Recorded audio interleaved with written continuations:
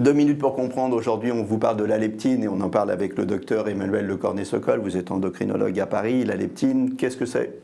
Donc la leptine, c'est une hormone qui est fabriquée par notre tissu adipeux, c'est-à-dire par nos cellules du gras.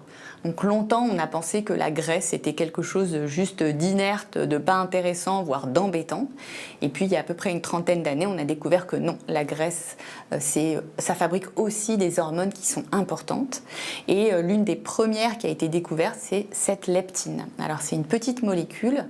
Et en fait, on s'est rendu compte que dans un modèle de souris, quand elle n'avait pas de leptine, elle devenait très grosse, très obèse. Donc on s'est dit, peut-être que c'est un problème de manque de leptine qui fait que les gens peuvent avoir des problèmes de poids. Alors pas exactement.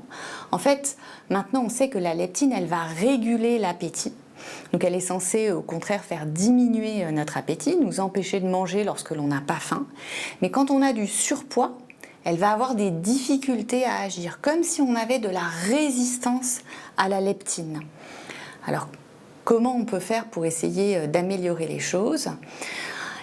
C'est là que tous les conseils qu'on entend de diminuer les aliments ultra transformés, d'augmenter les fibres, de manger plus de légumes, de céréales complètes, ça va en fait en quelque sorte aider notre leptine à faire mieux son travail et à nous envoyer ce signal de satiété qui nous dit que ça y est, on a assez mangé et il faut arrêter.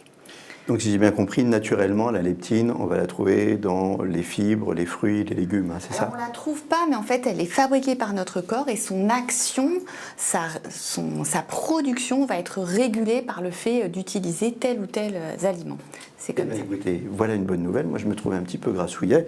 J'ai appris que la graisse pouvait me servir à fabriquer de la leptine. À très bientôt. Nos émissions vous plaisent, alors aidez-nous à faire grandir la chaîne.